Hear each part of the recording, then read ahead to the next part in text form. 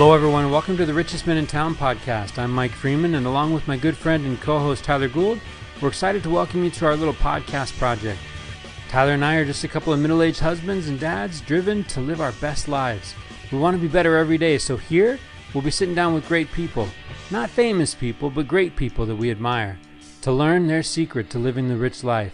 Probably not the rich life you're thinking of. Our guests come in humbled and surprised at the invitation and hopefully leave feeling proud and grateful, realizing just how good they really have it. So pull up a chair, stay a while, and raise a glass with us as we toast our guests to the richest men in town. Mike Freeman, another episode of Richest Men in Town has come to a close, and we got to spend some time with Lester Young, who has an incredible story. What were you feeling and taking away from our time with Lester? Might be the best one yet.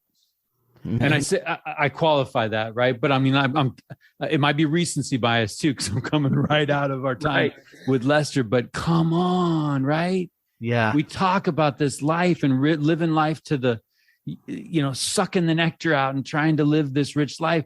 This man had life taken away. 22 years. 22 years, and we've dabbled with this. Travis Ritchie, Portia Lauder, and I don't know why these guests come the way they do, right? But they land in our laps and they got purpose for us. They've got some lessons for us. And man, Lester, I think I even joke right when he comes on, get your pencil ready, get your paper ready, because Lester's getting like class is starting. Yeah, I totally agree. I mean, I joked with Lester at the end of the episode that I was going to keep this episode playing in my ear over and over again, but you'd be a better man for it. Yeah, I feel like this guy should be in everybody's ear every day. You know, some of the words that honestly stood out to me, Mike, were he uses the word activate. That word fires me up when I hear Lester say it, right? He talks about 10Xing your life. I mean, when you listen to Lester's story, you've heard people say 10X something before. This dude is doing it. Yeah, and I love the idea of people coming along and challenging him. Yeah. Seeing him where he's at and be like, come on, Lester. Who's Lester, right? Like, this isn't, man, I love you. This isn't you. And like pouring into him, people pouring into this guy, and he's eating it up. Yeah. Right. He's a sponge for learning, and he's in a place where I love the idea of change at a DNA level. Yeah. Like, I'm never going back to that guy because I've done some work and I'm not the same person at a DNA level. I dig that. Yeah. I think if you sit and listen to him just describe his process of journaling and self-discovery, for me, when I was listening to him, I was inspired and terrified at the same time of me going through that process. But I'm inspired by that. I love it. Well, and let's be real too. We're all subject to being victims of our own poor choice. And in Lester's conversation with us, he says 180 seconds. 180 seconds, man. There was a 180-second clip in the movie of my life that haunted me, that hurt other people, and I had to wrestle with how to atone for that. I had to wrestle with God. I had to wrestle with making peace with that, making amends and healing from that. And granted, his is heavy. Yeah. But our own, as people are listening to this, wherever they're at in life, there's going to be some places where it's like, I got 180 seconds that I beat myself up about. Yeah. I got 180 seconds that I have detached from my story, and I need to go back and do the work, feel what I need to feel, find the words to articulate it so that I can move past it, because you're fooling yourself if you think you have. Yeah, that's well said. I love what Lester dropped on us tonight. I hope our listeners tonight are as fired up as I am after spending some time with Lester Young. Yeah, well, let's be real. There's a million things you can do with your time, but if you're sitting there wondering, how can I tap into this richest men in town lifestyle? Pick up a book. Oh yeah. right? Yeah, absolutely. Pick up a book, and here it comes. Another Easter egg for the first 5 people that reach out to us on social media, Facebook or Instagram, and say, give me the book, The Spartan Way is coming your way. Yeah. Right. What did Lester say? We ask Lester, hey, get us into the books. He's got some books. Absolutely. Right. We'll include those books in the show notes, but one of his go-tos every 30 days, he's got to read it, is The Spartan Way. That's coming to the first 5 people that hear this Easter egg and reach out to us.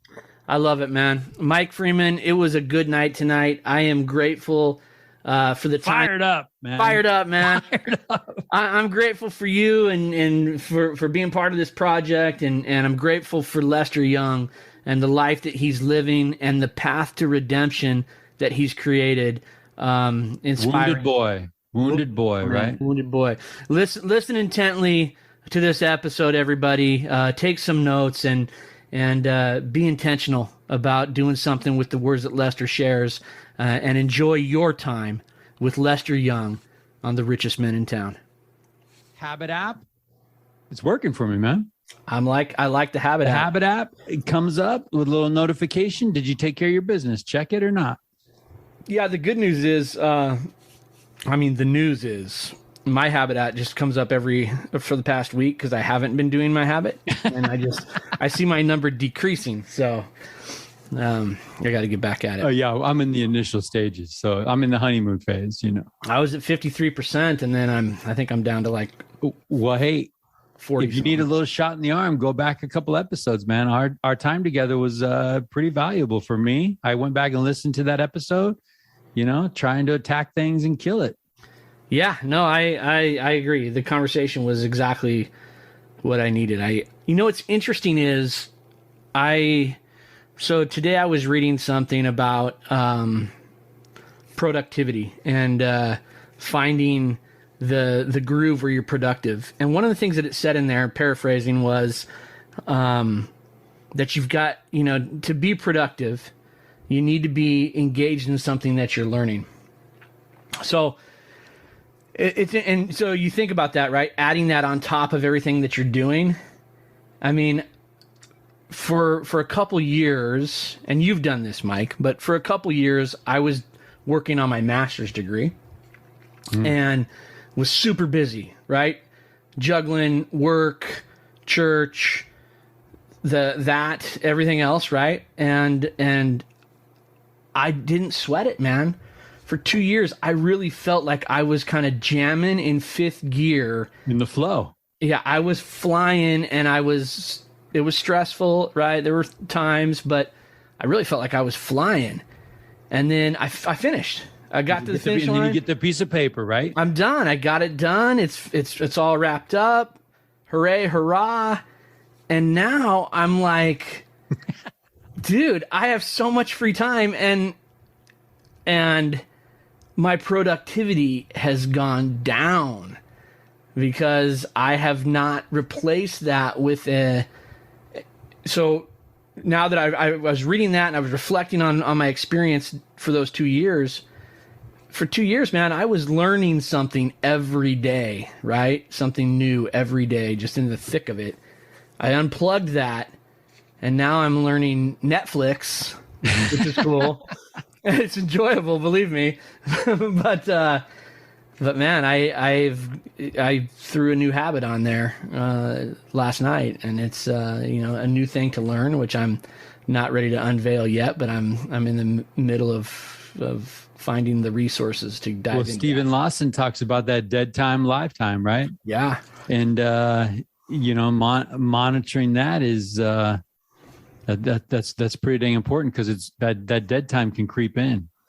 Well, I had a conversation with somebody the other day, super, super powerful for me, and I appreciated it. He had drifted. He had drifted over time, and he got to a place, and he literally said, I got to this place, Mike, where I realized everything that I valued and treasured had been surgically taken from me. Interesting. Surgically taken. What's surgically taken from me? Okay. Right? It wasn't overnight. It wasn't like it's that idea of a dimmer switch, right? It's not the light bulb. It's like by degrees. By degrees. Yeah. And it's surgical in that it's intentionally going after sources of strength in your life and weakening that source of strength so that in your moment of need, when you come to call on it, you haven't nurtured it, you haven't taken care of it, it's not there. Well, yeah, and I think you and I have Which is my nightmare. Yeah, we had this conversation a few weeks back, and you made the comment that, you know, it's the load that you carry that helps you kind of accomplish all the things, right, that you got going on in your life. And I think there's something to that idea of being engaged in something so that you can maximize your potential. Right? Yeah, that was a couple of weeks ago. I'd like to change my answer on that because that load's pretty dang heavy right now. But it's interesting, though. I'll speak from the guy that has unloaded a lot of things here recently. Yeah, I'm ready to load it back up. I don't like the light load, to be honest with you. There's something to be said with carrying and doing, and you're hyper focused at that time. You know, you're hyper focused. You're looking at everything. How do you be efficient in all these things? Yeah. But if I've replaced all that with Netflix, I am not hyper focused at all. You know, we talk a lot about work-life balance, and I recently read something that was talking about. We talked about how that's a myth, right? We understand that's a myth, but the idea is live richly so that at work you can pull from that. 100%. You pull from that rich life, and that's what fuels your work life, right? Yeah. And I kind of dig that. And so it seems counterintuitive, but when work's a grind, maybe we step away from that work and we invest in that other aspect of our life so that, again, we can replenish it and pull from it. So I thought it was interesting. Yeah, I like that. Yo, so for everyone that's grinding at work, take a day off, man. Play hooky. Yeah. Blame richest man in town. Tyler Gould. You have our permission. I can play some hooky. Yeah. If you need a note, just shoot us an email. We'll write one up and send it off on. Well, I don't know if I walked you through this. I don't know. It's been a bit since we got together, but did I talk to you a little bit about so Abe Senior Ditch Day? I think we did talk Senior Ditch Day. In fact, Abby had Senior Ditch Day today, as a matter of fact. Yeah. So. Yeah, and basically we watched Good Will Hunting, and after Good Will Hunting, it was like, yeah, I authorize you to play hooky on one condition: you got to go hard. Yeah, I just had that conversation with one of my children today. I said, you know, at our house, we were a house of freedom. And she was like, oh yeah. I said, yeah, we're a house of freedom. We have very few rules. We have fulfill your responsibilities, pitch in, be respectful. If you can check those boxes, there's a lot of things that are open to you. You ask. Hold on, one more time. Fulfill your responsibilities, pitch in, be a part of the team, and be respectful. I feel like a Super Saturday. I can make a poster. I can make I'm telling you, man. I can take an old palette and paint that on there and put it on my wall. Yeah, but here's the flip side of that, as I was explaining to her. But the priority for me as a father is schooling. Your schooling is the priority. Now, I want you to have school, sports, friends, parties, you name it. I want that list to be long. But if there comes a time where things are not happening on the schooling side, responsibility. Yes, I begin to delete the other things so that you can be hyper-focused on the thing that matters. Right? We're a house of freedom. You just have to fulfill a few things and good things happen. House of freedom. We are it. You know, man. This is really great that you're giving me this advice when my last kid has like a month left in the house. You know what I'm saying? Yeah, well, I could have used this House of Freedom thing. Yeah, well, especially with the last name of Freeman. You know, yeah, you could have we could have gone and done like some family crest kind of thing again. You know? Yeah, exactly. Oh man. Hey, talk to me about who we got tonight. So we have my friend Lester from Paths to Redemption. And I'm excited about Lester. So I'll be honest with you. I don't know Lester all that well. I was on LinkedIn, and I was kind of cruising around looking at some of the people that I am connected with there, and I saw a story pop up about Lester, and I read the article, and I was intrigued, so I shot him a message, and he and I have kind of been chatting back and forth, and I thought, you know what, Lester needs to come on Richest Men in Town and share his story. He started an organization called Paths to Redemption, and I'll let him kind of break that down for us of what it is. But Lester spent, I think, Mike, correct me if I'm wrong, but did he say he spent 20 years in prison? Yeah. So at the age of 19, he was sentenced to life in prison without the possibility of parole until 20 years had been served. Yeah. And I think it's just interesting that we're on this. Yeah, it is weird how, our guests are lining up in this particular path. And, I think, Portia, Travis Ritchie, like we have this opportunity again to sit at the feet of Lester and learn some things. I'm digging some of the research that you sent me. We did have a pre-show call, so I'm loving the opportunity to hear from him. But he basically has this kind of as a mission statement. I help people identify and gain clarity to help maximize their potential. Yeah, that sounds like the richest men in town. 100%, which is kind of why we've he ends up with us, right? I mean, yeah. Lester is path to redemption. Redemption's around the corner. It's like, get in line, man. This is lining up nicely. It lines up really well. So anyway, Mike, all of that said, let's bust the doors open, get Lester in here, and let's let Lester tell us what Path to Redemption is all about. You got some paper, pencil, right? You're ready to take some notes. I'm ready to go. I'm thinking Lester's going to jump in here and it's like school's in session. You know what I mean? Yeah, 100%, man. I mean, if our conversation tonight is anything like it was. Oh, the pre-show. We had to pre-show. It's like, whoa. Yeah. Keep that powder dry, right? Yeah, absolutely. Lester. What's good? What's good? Hey, how are you? Lester Young. Welcome to the richest men in town, man. How are you? I'm blessed, man. I'm blessed. I do apologize for running a little late. Had to run a couple. That's okay. I was born late. No worries. I came running in hot. I was at an event, and all of a sudden they announced that there's a cookie table, and I was like, I got to get going. But then I see a couple of cookies, and I can't say no to peanut butter cookies. Ah, nice.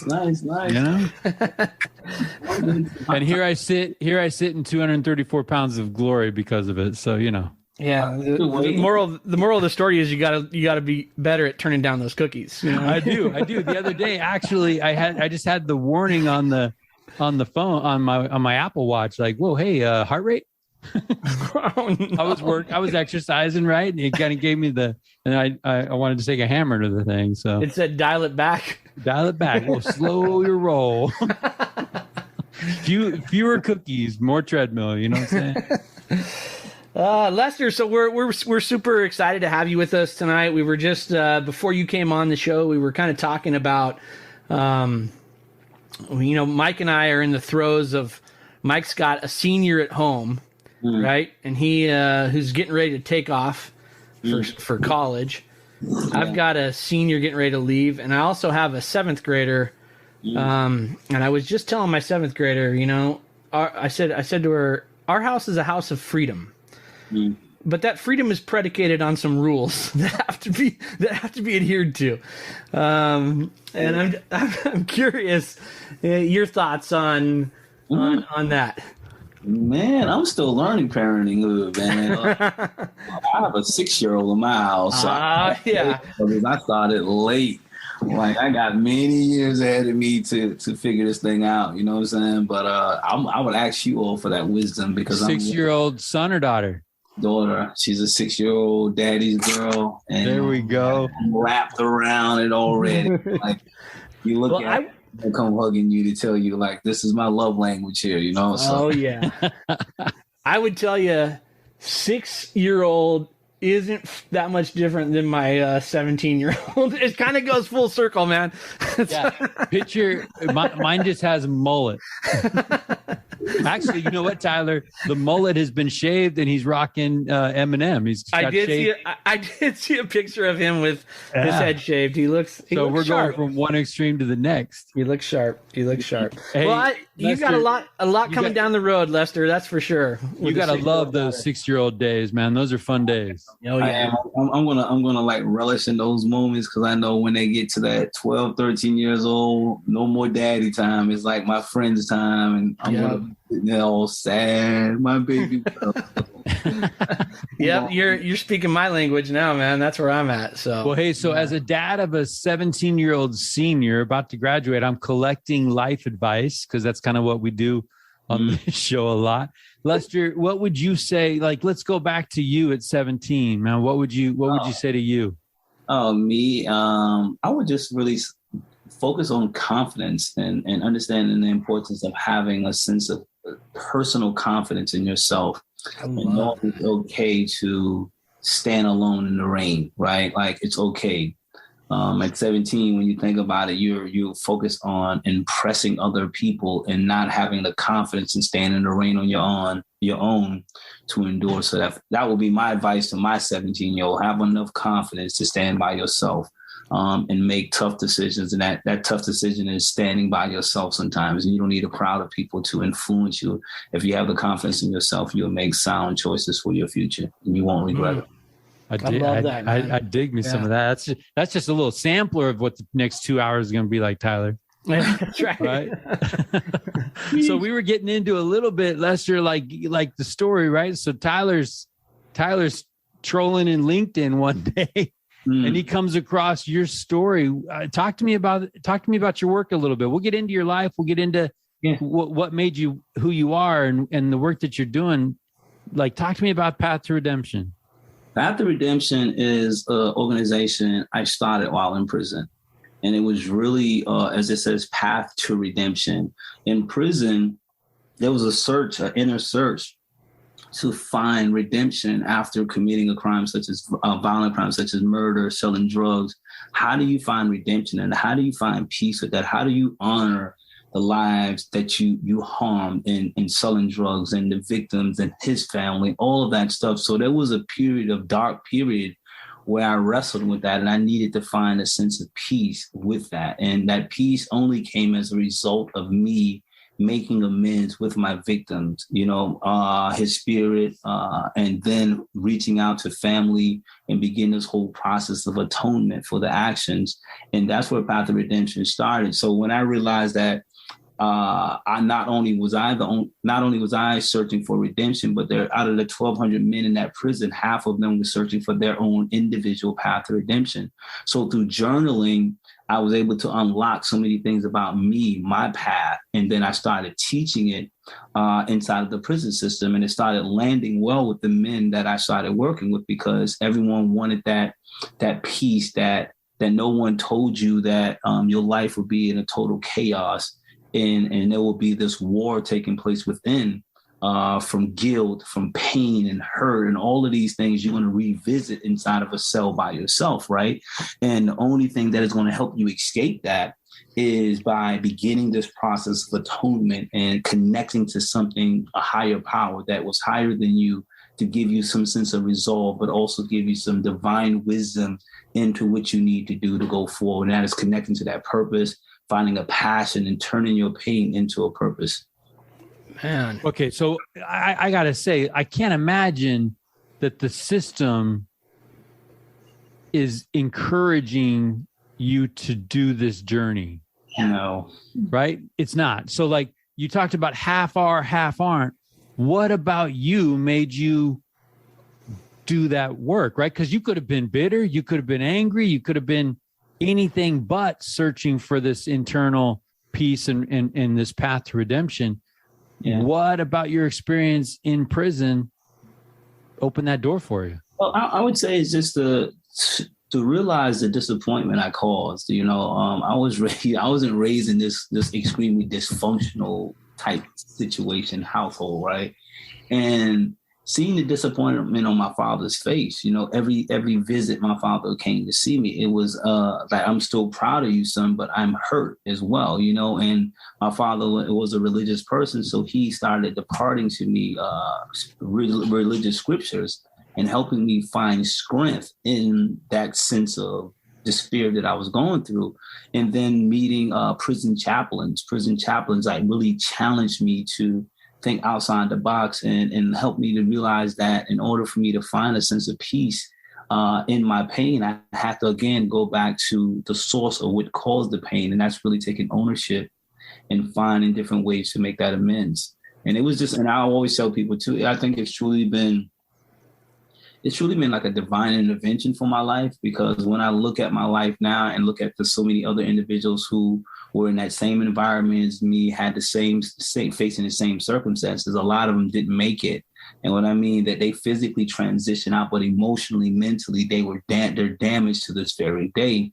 And for me, it was something that protected me for 22 years inside of a system, that I was able to navigate all of these various pitfalls and minds to be able to maintain a mental stability, sanity after so many years of incarceration, from seeing people getting harmed in prison, from stabbings to rapes, and just the continuous violence and threat on your own life.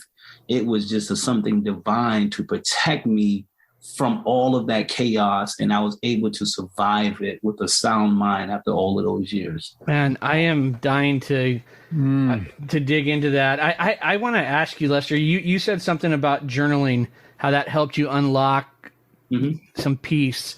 Can you talk a little bit about that process of journaling, and what was it that prompted you to start that, and what were you journaling about? What was it that helped you unlock that peace? What started me, this was like 1996. It was after a major riot inside of the prison. There was a change of prison directors, and this particular prison director came in. He was more harsh on scripting the prison population of all of the things that they had, from their own personal clothing to their personal watch to their own personal tennis shoes to cash money.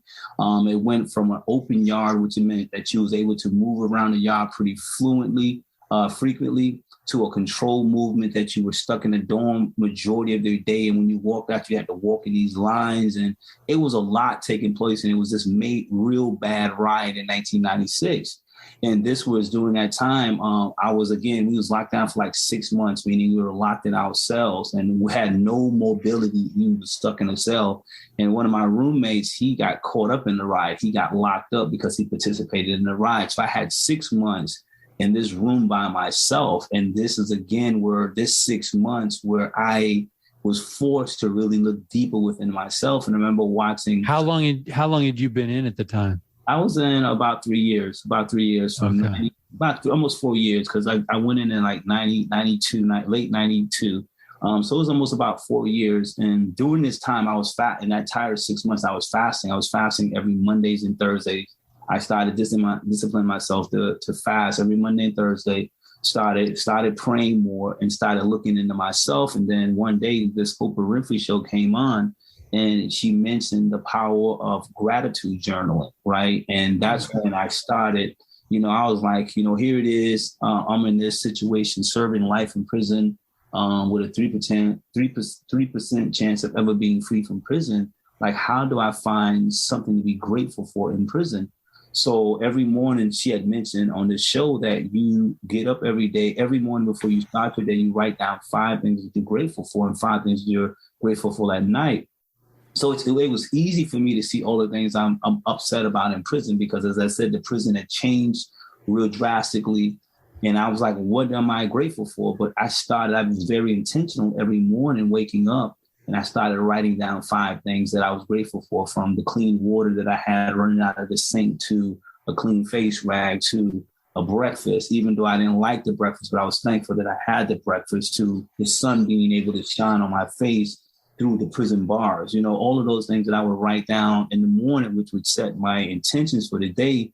And before I go to bed, I started writing those things down. And through that course of time, I now started pushing myself to start writing my story. Like, who is Lester Young? Like those questions, like, who are you?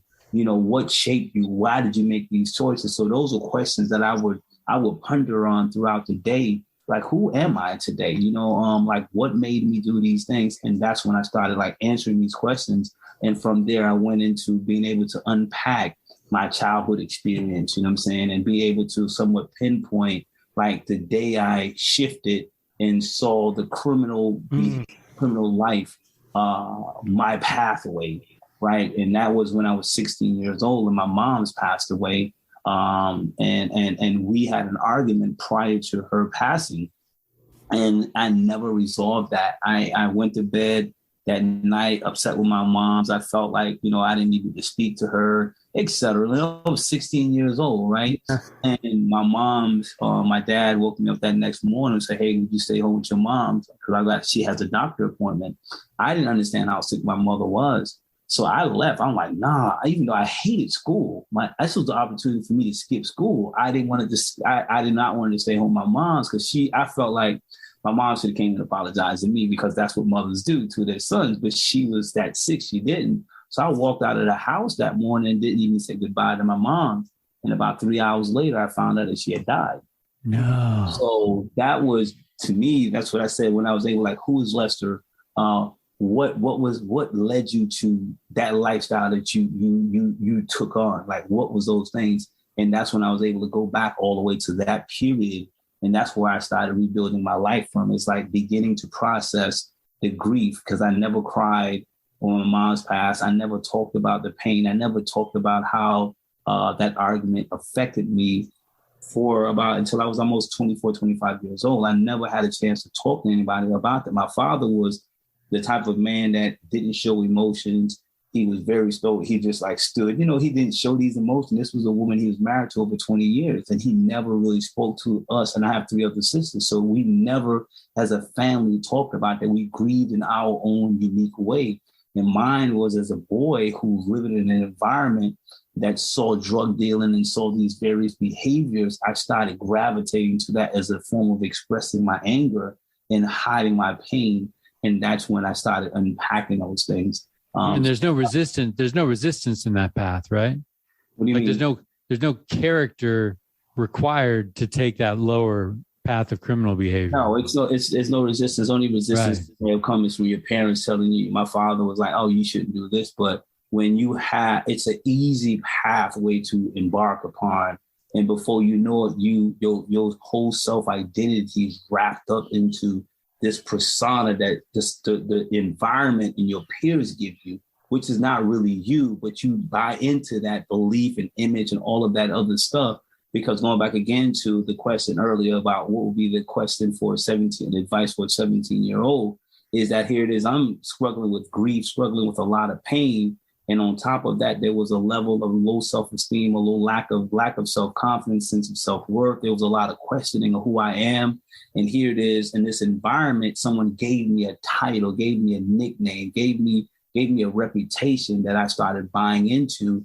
And from that, it led me down this real rough road of criminality. And it became a part of who I thought I was at that time. And so the whole time you're just piling on the hurt. Yeah. It's just layers of that 16-year-old moment with your mom. Yeah, it was just layers and layers just continue to build, and then, then me and my father started getting into disagreements because I was so angry, and I at that time, I wasn't able to articulate my pain. I wasn't able to put a word on how to even express that. So when my father came at me, he's like telling me to stay off of the street corners, I'm like rebelling against my father. I hear him and I know he wants the best for me, but it's like something was yelling in my ear. Like, I can't tell you. It's like, I don't know. It's like I could not put the words to what I felt. And that created a line of the communication between me and my father became very rocky, because I was not able to articulate that. So in this journal, through journaling, these are the things where I started learning how to be able to articulate what to put a label to what I felt. So Lester, I love the gratitude journal, but you took it further. And so my question, so you're watching Oprah Winfrey, she's saying, hey, 5 things you're grateful for in the morning, 5 things at the end of the day. That's great. You start talking about fasting and praying. Yeah.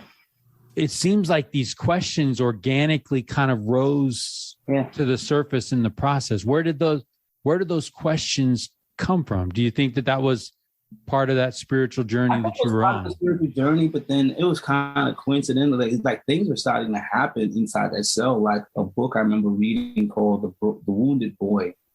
That was this book I read. I don't know who the author of this book is, but it was this book called The Wounded Boy. And it was basically about a person who was struggling with drug addiction and physically abusive to his spouse.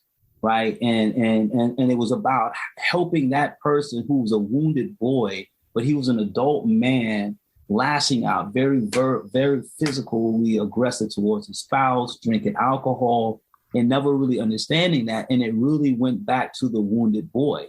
And it was starting to talk about helping him, the adult male, understand that he was a wounded boy, even though he was an adult. The wounded boy saw his father abusive to his mother. He saw his father an alcoholic. And it was saying in order for him to step into his adult life and to be able to be a better father and a better husband, he had to heal the wounded boy. And that was a book that was in my cell at this time. So when I read that book, it automatically clicked because of the spiritual things that I was doing. It automatically clicked for me. Say, hey, I'm a wounded boy. I was not, I'm a wounded boy that struggled with a lot of broken pieces in his life. And I need to understand it. So reading that story, I was able to pick parts of that story and apply it to me. And that started the journaling process for me to go back to the wounded boy. What age did that wounded boy take? What age was he when he became wounded and broken to a point where he was so shattered that he was not able to repair himself? And because of that, he lived for whatever amount of years broken. As I said, hurt people. I was bleeding on people every day because I was broken. You know what I'm saying? So It was just that whole process for me. But it was just like things like that, from the Oprah Winfrey Show about gratitude journal to a book in my cell called The Wounded Boy to talking to the prison chaplain after the 6 months lockdown to now being challenged to read books on what is called As a Man Thinketh, So Is He by James Allen. And then they're sitting down and reading books about self, about power of forgiveness, about these various things that helped me to really start looking at my life in a different way. But I believe that spiritual component really put me in that, gave me the clarity and then time to sit.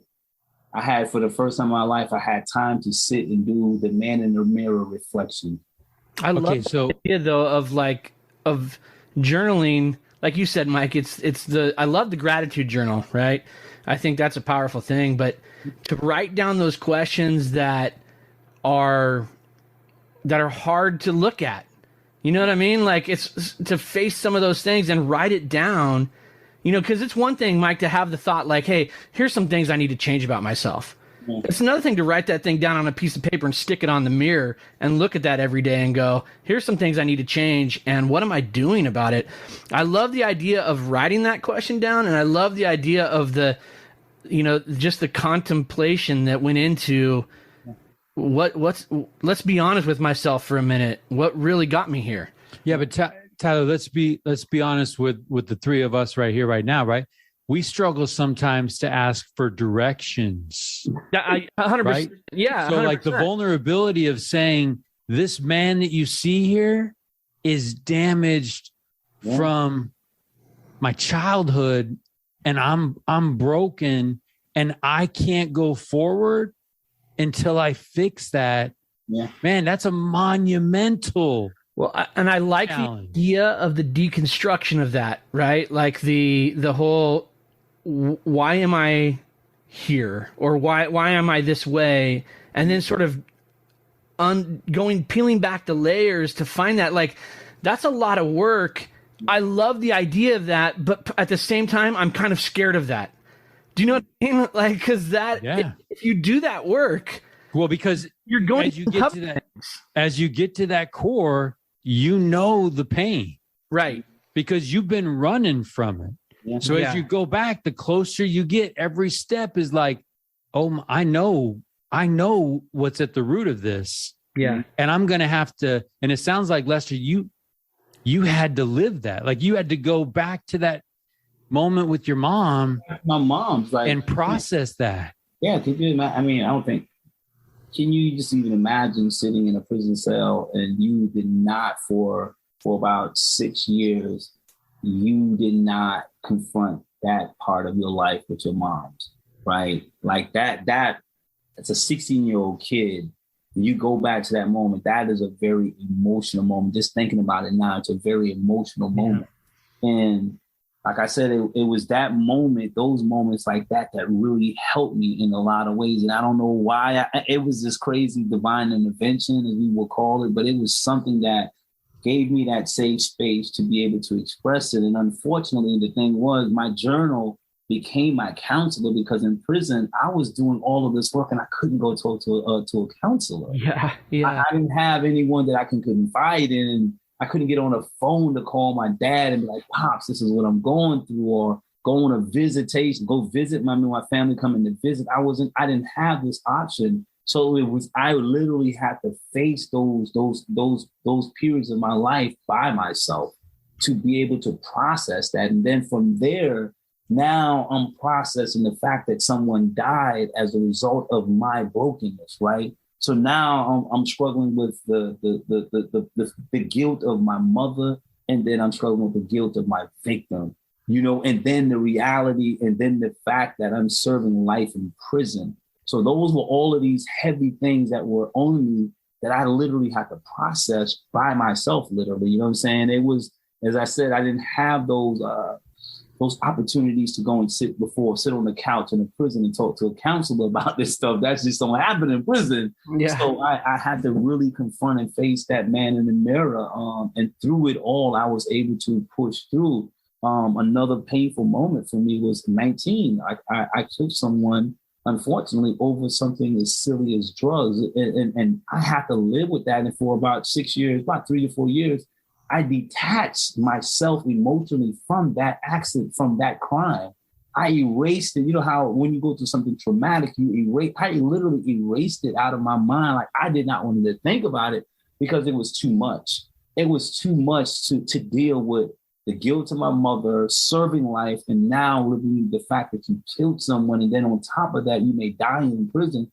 It was too much. So the only way I could cope with it was to detach my feelings and thoughts from that.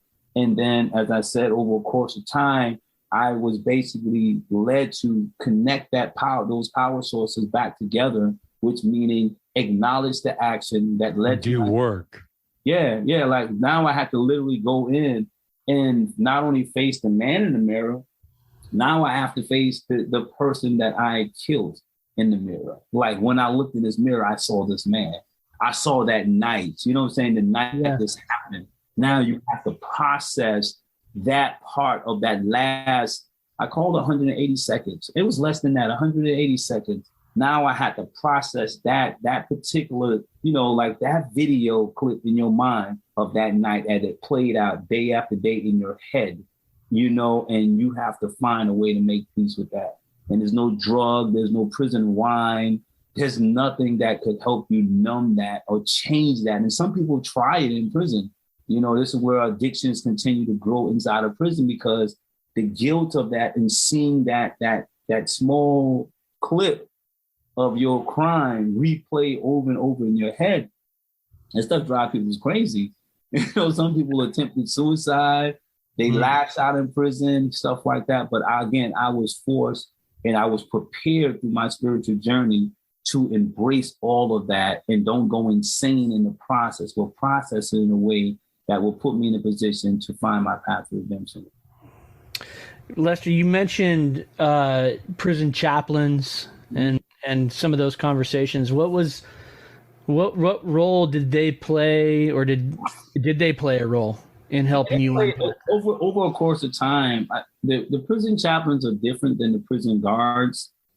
Prison chaplains more are geared to because of their spiritual belief. They see you, in spite of your crime, they see you as a child of God. They see you as a human being who's flawed, who's made a mistake. Versus the prison guards, they see you as just this. They don't see you as a person. They just see you as a number, property of the Department of Correction. So their attitude and how they treat you is completely different. And I always say that the prison chaplain saw me, the correction officers didn't see me. And that's meaning the chaplain saw my human being spirit. The guards saw me as a number and a property of the state, and that's all they saw in a colorful uniform. They didn't put in. I didn't have a name. It was inmate 187018. That's who they saw, a person who committed a crime. And being able to, for the first time maybe in my life, having someone visually say, "I see you. I see you outside of that crime. I see you outside of. I see that broken boy, and I want to help you heal that." That was, to me, the first time someone was able to pull that part out of me and challenge me to that. Challenge me. I like that. I like that thought of challenging. Yeah. Right. Like challenging you to acknowledge that you're not who you need to be. Right. You're not who God sees you to be. But I got this question. I can only imagine what it was like standing in a courtroom when that sentence is extended. Right. And you say hurt people, but justice doesn't care about that. Yeah.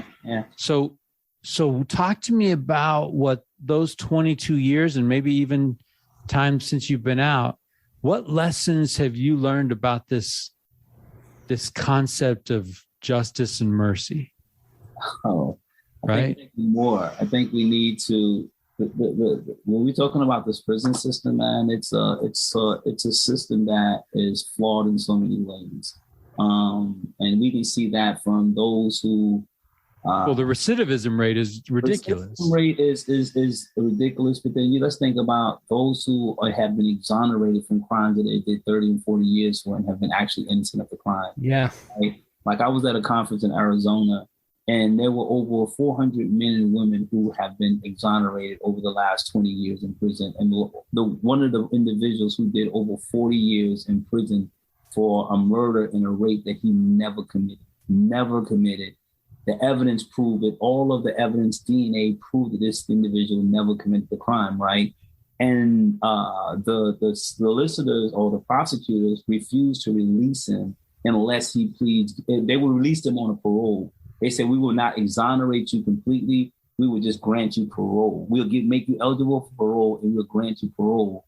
And this person's like, "I've done 40 years and I have to now admit to this crime and only wait for me to go home." And they said, "Yes." And he called his mother. He said he called his mother and she said, "Son, I want to see you before I die." So that was the thing that made him accept this plea deal. When he walked out of prison, not knowing what the conditions were, that because he accepted this parole, now he's still labeled as a convicted raper and murderer, even though the evidence exonerated him from the crime. So thinking about those stories, not just the recidivism, but the actual people that are in prison who've been wrongly convicted in our system, we definitely need to apply more mercy, more understanding of this system, because there's a lot of flaw in the system. And right now we got 2.5 million people inside of the prisons in the United States. We have the largest prison population in the world.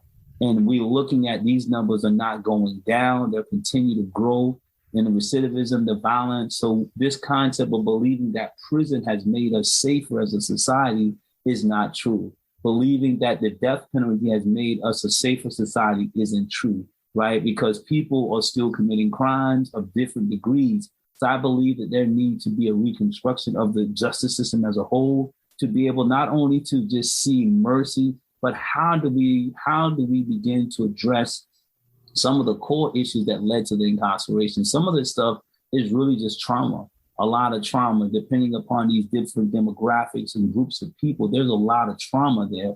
We can't incarcerate ourselves out of violence. We cannot pass policies to change. And we look at during the Reagan administration, the Nixon, the Bush, the Clinton administration, everyone wanted to pass harsher punishment for certain drug crimes, et cetera. And it has not reduced anything other than continue to harm various communities, right? So definitely, I believe that we need to apply more mercy into this, and we got to start looking at it from a different lens than what we have been looking at for the last 30 years.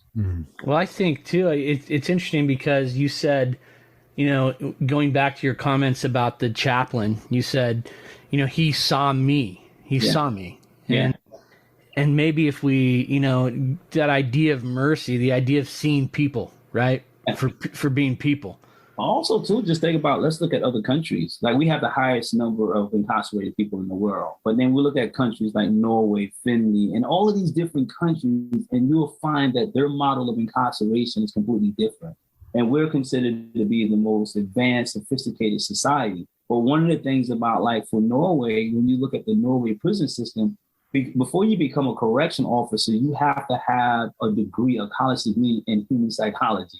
These are different things that are in place because, again, they're looking at saying that the crime of the individual is not an individual thing. It's that our society has failed this person as a whole, right? And what we have to do, we have to be able to address these various levels of individuals, the holistic part of these individuals, so that we as a society can be better.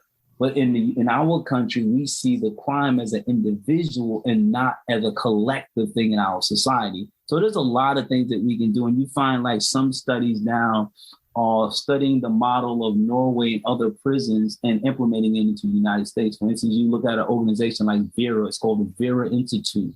And Vera Institute is an organization that apply this thing called restorative justice inside of the prison system, where they now go in training correctional officers to understand that individuals that are currently in prison are human beings. And once we start seeing them as human beings and provide them with the tools necessary for transformation, then we will produce different groups of people. So they have like various units called the restorative justice units, where they focus on what is called a restorative justice principle, where they help the offender, help the victim, and help the community heal in order for growth to really come about. So it's a very unique thing that is taking place in a few prisons across the country. And they're looking to scale this model because we're focusing on punishment, but we're not looking to how do we create a restorative justice component, and especially upon how do we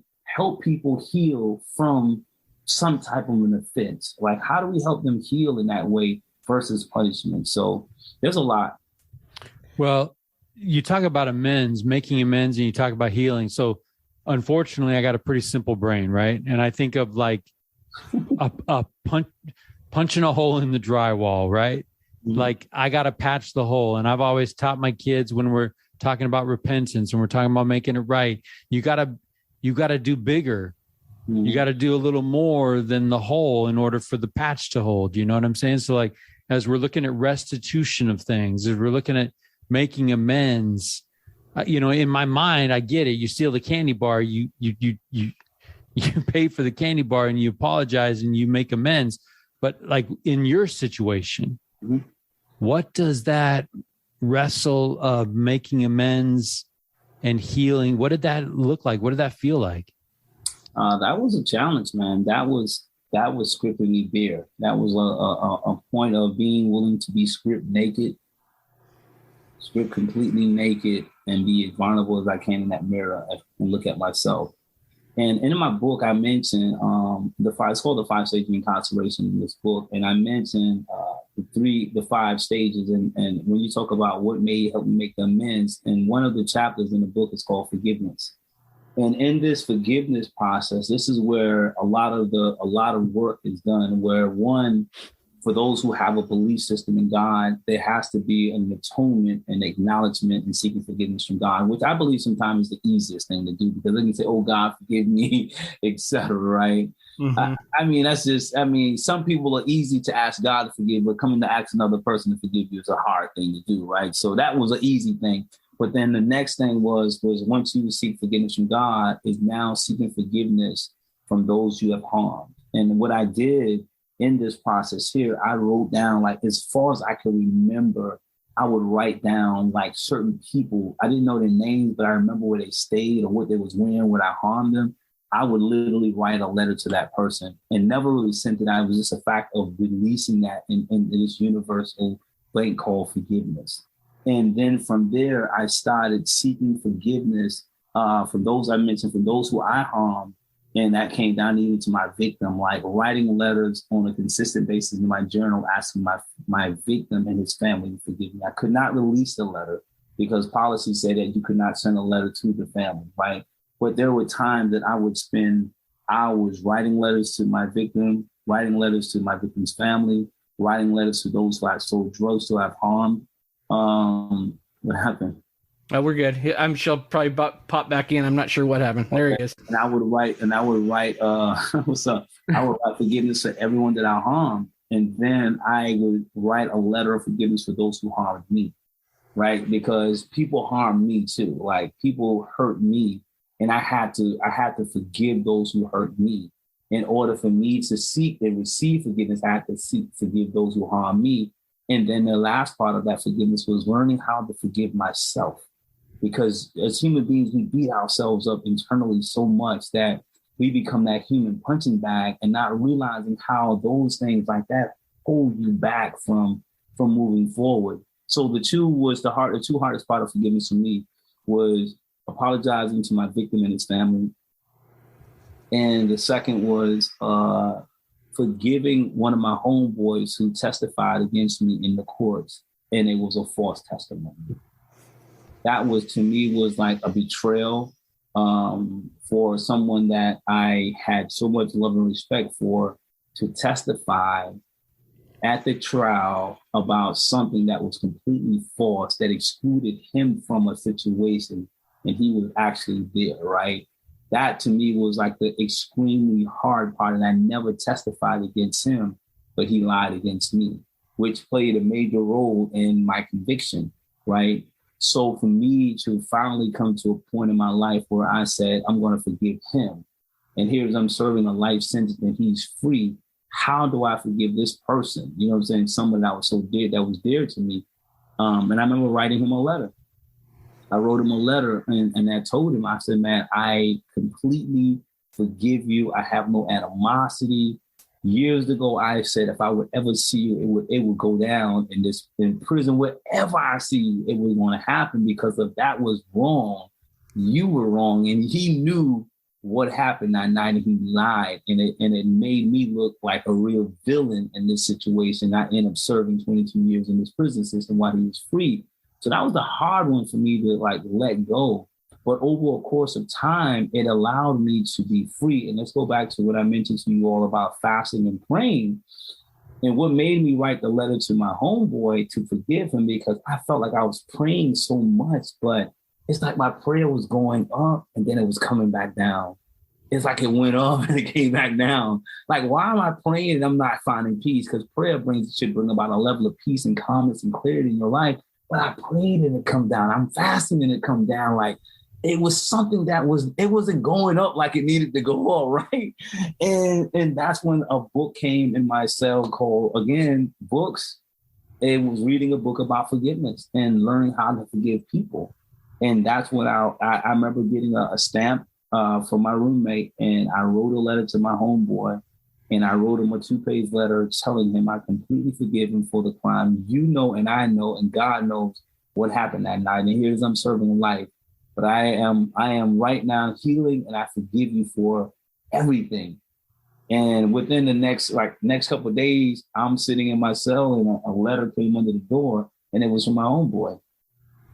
He had sent me a letter back, like my letter allowed him to breathe, because for almost 7-8 years, he was torturing himself. Even to this day, I've been home now like 8 years. This crime happened almost 30 years ago. And that same homeboy has not forgiven himself for the action which he did, right? Even though I have forgiven him, and I told him that in order for you to repair your life, you have to learn to forgive yourself. I'm okay. I've forgiven you, and I'm free. He's still inside of his own world prison because of the harm he did, and he know he was wrong. He now has to live with that for the rest of his life. So he's been in and out of drugs and not living the life that he is. And it's all come tied down to that day he testified with false information about a crime that he excluded himself from. And it was, not to go into detail with that, but he know what happened that day. And now here I was sentenced in life, and you got to see my father, my sisters every day, and knowing that you played a major role in fabricating something to clear yourself, and now you're free. But he wasn't really free.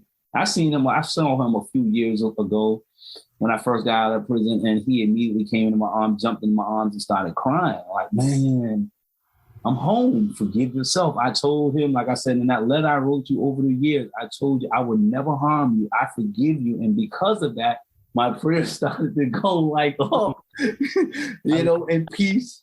That peace started descending on me, and I started finding that peace because it was that unforgiving spirit I had. Was my prayers was now coming down, but it was going up, and my fasting was starting to work. I started finding purpose. My passion started getting stronger. I started getting strong spiritually. I started getting strong emotionally, mentally in prison. It's like I got this armor on. I'm ready to tackle whatever is in front of me.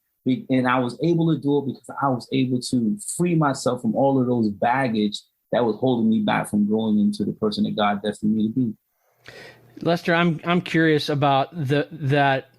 You talk about forgiving yourself and the freedom that you felt from that when you were able to forgive yourself, and then you look at sort of the juxtaposition of your friend who hasn't been able to forgive himself and how that's impacted his life. Yeah. What does that work look like of forgiving yourself? I mean, like you said, we are our own worst critics, right? We beat ourselves up about every little thing. And I'm curious what that work looks like Well, Tyler, I would even extend it, right? So folks listening, they may not have any experience, and they may be listening and they're struggling with their own personal experiences, trying to connect to your story. Mm-hmm. So, but what you just taught is truth. Absolutely. Right? That's a true principle. Yeah. So maybe how could you paint a picture of what that work looks like for folks living day to day, right? Day to day is like we all have done something we truly are regretful for, that we're still holding ourselves hostage to.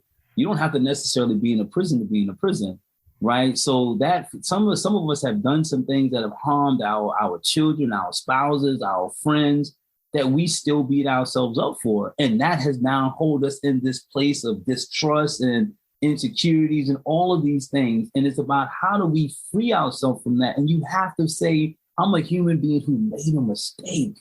Like you think about in marriage, you find men and women, they get caught up in situations and they end up separating and divorcing. And now internally, they're starting to blame themselves for what happened in the marriage or whatever the case may have been. And they keep continuously punishing themselves to a point where they can't move forward with their lives. So it's about saying, I'm a human being who living a human experience. I made a mistake and it's okay. It's not the end of the world. I can pick myself up, use the lessons learned in this and apply it to my future decisions. So that applies to anyone, and exactly the same thing I did while I was in prison. I'm a human being living a human experience who made a mistake as a human being. And through the mercy of the Creator, I was not wiped off or brimstones didn't come down and destroyed me at that moment. That meant that I have one more time, I have an opportunity to turn this situation into a situation that could be purpose and a lesson. But I'm a human being living a human experience who made a mistake. And I have to be okay to say, forgive yourself, free yourself out of your own prison so that you can move forward and use those lessons. Like I'm sharing now, I'm using all of those lessons to now help someone else turn the key to their own prison cell, not the physical, but that emotional prison they're sitting in, that they're beating themselves up over guilt and pain and mistakes. Like, put the key in, look yourself in the mirror and say, man, it's okay. Because I'm a human being living a human experience. I made some mistakes in my life, but it does not define who I am going forward. Turn the key, open the gate, and allow some fresh air to come into your world, man. You know what I'm saying? Wow. I love that. I do want to qualify that by saying your chapter on forgiveness talks about asking for forgiveness and forgiving others, including ourselves, right? You can't just go to I'm a human, I've made mistakes, and ignore the other part of reaching out to people that you've wronged and making that right. I love that you step. Lester talks about the 3 steps, right? We're asking forgiveness from God, asking forgiveness from others, and then we're forgiving ourselves. Yeah. I think, man, the 3 of those things together, that's powerful. It's powerful. So I what I absolutely love is I actually have a belief that when we've been redeemed, evidence of redemption is found when people teach redemption to other people. Yeah. This idea of like when you've been forgiven, you can't really bear the thought of other people not feeling what you feel. Yeah. Right. And so I love this idea that you're in prison and you're working on this journaling, and all of a sudden it turns into you becoming a teacher in prison. Yeah. With other people. Can you talk a little bit about what brought that on? How do you open your mouth and share? Again, I was thinking about it. Like, I was this guy who went to prison with a 7th grade level of education, had very low self-esteem, no confidence, never spoke in front of a group of people.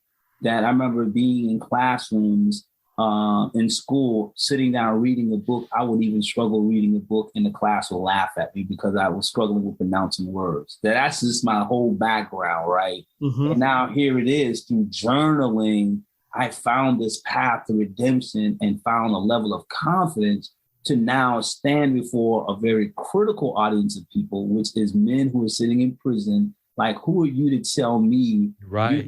You better have some credibility, right? Yeah, you got the same uniform as me. You serving more time as you. You did all X, Y, Z. And to be able to stand before a group of men that were older than me, had more experience in life than me, and me standing before them saying, hey, I got something I want to share with you guys. And I did that over and over and over again, repetitiously, and it started landing with these men. It started landing, and my confidence continued to grow. My credibility for becoming a facilitator started growing inside of the prison system, because now individuals are seeing that light is finally being turned on, because I'm talking from a lived experience of the things that I journaled and I was experiencing, and I spoke to the core of who they were at the time and what they were struggling with, and giving them a pathway out of that. And it was a hard thing from a lot of those men, because again, to acknowledge or around a bunch of tough people that, man, I'm broken, was hard.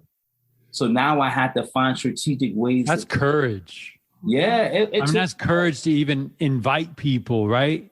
Yeah. But it was something that I just felt compelled to do. It was bigger than me. It's like I found this thing that I felt gave me peace. And I was able to stand in front of groups, 300 to 400 people inside of the prison chaplains, and talk about me crying, or me sitting on the, laying on my prison cell floor in a fetus position, crying after watching a show called Dateline one Friday night, and hearing about a mother who lost her son to a drug dispute, very similar to my charge. And this mother's crying, and how that woke me. I went to bed with a level of grief and heaviness in my heart, that I woke up that same night crying, got on my prison cell floor and rolled in a fetus position and crying, begging God to forgive me. And me telling the group of men, 300 men, that I cried and laid in the fetus position. But in that story, I shared with them how that fetus position led me to confronting my victim for the first time in a spiritual sense. Right? And from that conversation, the conversation I had with my victim, for years, I detached myself from him. I erased his name, didn't want to mention his name. When they said, what you were there for? I said, they said I killed him, never took ownership, was mad at him. Like, for what? And that night, in that prison cell, in that fetus position, when I asked God to forgive me, God said, I have forgiven you. You have to ask the person you've harmed to forgive you. And to be able to have that spiritual dialogue with my victim, to talk about that night and just take ownership in a fetus position, crying crazy, while my cellmates in the same cell, I got a person in the cell with me at this time, and not being afraid to be judged, but it was a cleansing process for me, right? And now to tell us in front of 300 men about it's okay to cry in prison, and it's okay to confront the spirit of your victim to be able to confront the people you harm. It's okay to do that. It took courage. But in that story, not only did I find a sense of peace, other individuals over the course of time started finding peace in that as well. And it became okay for one to say, man, I cried last night. Right. You empower others. Right. Yeah. Lester, I'm curious, how long into your sentence, you've been working through this process. At what point do you start in your sentence, do you start sharing this with others? About my 6th, 7th year into prison, I got into it like really fast because people started, like the older individuals started seeing me as this studious person. When those spiritual things that I was telling you about started like activating, I started activating it. I became like a sponge for knowledge. I started reading books. Like I would spend days reading and detaching myself from associations in prison that didn't represent what I was striving to do.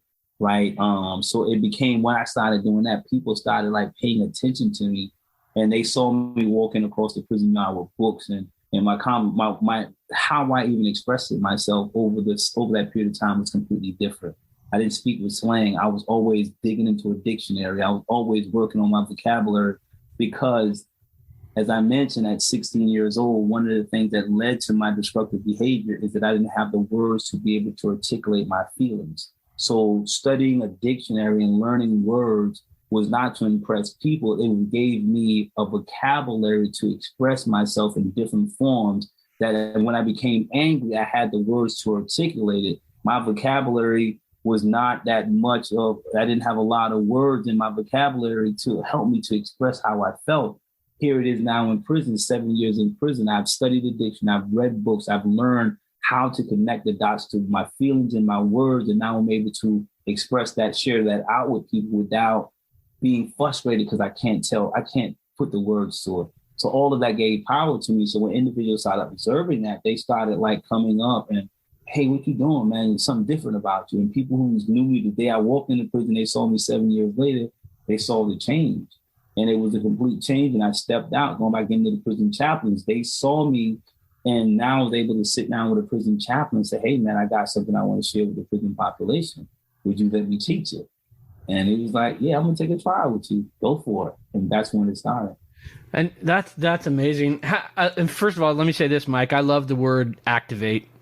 Like, I just love how you use that word. And just to me, it's like, get off your rear end and do something. You've got. But the crazy thing, like, I love this idea, right? I mean, I dedicated my whole life to education. I love this idea of Lester struggling in school, and it's in him the whole time. Yeah. Like that, like this Lester is in him the whole time. Situations activate it, right? Yeah. Situations activate it. Once it's engaged, it's on, and he's a different person, right? It's a change. It's changed. The pressure, whatever the context, we sometimes look at who people are and we think that's it. That's all they got. And it's like, no, there's so much more to us. Yeah. It's just a matter of like doing the work to activate those other parts of us, right? I mean, I dig that. Yeah. And that change, and people around you seeing that change. And here's the question, though. When you get out, that old, I mean, you were out for a long time, but you probably went back to some places where not a lot had changed. Yeah, absolutely. And maybe even some people in your life hadn't changed a bit. Nope. So how do you stay true to all the work? All the work, man, because my purpose and my passion was more, it was in me. It was my DNA, like you say, because I activated, I saw something in me that I never imagined was in me. I saw, this is who I am. This is who I've been created to be. So everything that I saw after me getting out of prison and going back to those old environments, I refused. That was nothing. That was a very low part of my life. I would never exchange who I have been able to activate to go back to this. So going back again to the earlier question, like 17 years old, if I had that confidence to say, yo, I can stand in the ring by myself and I'll be okay. I know at the age of 50 years old, I can stand on my own 10 toes down and I'm okay with nobody liking me. I'm okay without being socially accepted by peers. And I didn't need that validation anymore. I validate myself. So that was the difference. So I can go back to my old neighborhood. I can go around my old friends and they can have all of what they used to have on the table and it would not excite me because I've been able to obtain a whole lot more with the person I am today than what anything I did in the past or anything that someone can tempt me to even be a part of. That's the thing I believe. Because it's in your DNA, right? Let's fill up a stadium and get Lester on a mic. I'm serious. DNA, like that's the idea. Like the idea, and two, because you go back to your old neighborhood, you go back to your old friends, and they say, "Hey, you remember that? Yeah, remember that?" And it's like that's who I was, not who I am, right? But the thing is that my friends to this day, because of who I am today, and they didn't go through this evolution. They were like stuck in time. 22 years I served in prison. They were 22 years stuck. Like people get stuck in time. Yeah. You find people like it's 20 years and they're still doing the same thing they did. Okay. But here's the, we always end up coming back to this question, right? Like, how do you live like you're dying without the diagnosis? Mm. How do you live life to the fullest, free without it being taken from you for 22 years. You know what I mean? Because like the person that loses it understands what they've lost. Yeah. The person that has it in abundance, they wake up and they've got 24 hours of free, anything they want to do, they can do, are wasting it. Agreed. I think, for me, when I look at that, even though like I still believe that even out here you can activate, you can do something. It's about just small things, changing habits. There's a lot of people have a lot of harmful habits that is stagnating their growth and their potential and who they are destined to be. Whoa. Back up and say that again. Let's throw highlight, bold, italicized, right? There's a lot of people that are living harmful habits. Yeah, Mike. Think about are stagnant, right? They're not living their truest potential. I see people out here today, like you have Google, you have all of these things that can like stimulate you. Like for me, like how are you not taking advantage of this? Like right now, like behind this, these are all the books I read. Half of the books I read in prison. Here is a whole shelf full of books. I read over 1,000 books or more in prison. Came home, I'm still reading books. Right? I enjoy reading a book, and you don't have to be incarcerated to love reading a book. You just got to pick up a book and begin to change these small habits. Like read a book, get off of social media and read a book. Amen. Unless you're on Richest Men in Town social media, right? Yeah, that's right. Yeah. I mean, it's okay, but just knowing how to balance that, Mike, learning how to just balance 24 hours in a day, you can get sucked into TikTok, Facebook, Instagram, link. You can get stuck in these things, and this wound, and you never 10 years go by and you didn't read one book. Yeah, it's cotton candy, right? We're eating cotton candy. There's no substance to it. It leaves us no better off. And who was in prison, right? 10 years goes by and you didn't learn anything, right? Right. You didn't learn anything. So now the world is going, and now technology, you got people who have been out here, never been to prison, still struggling how to use a smartphone because they didn't learn how to adapt to certain things.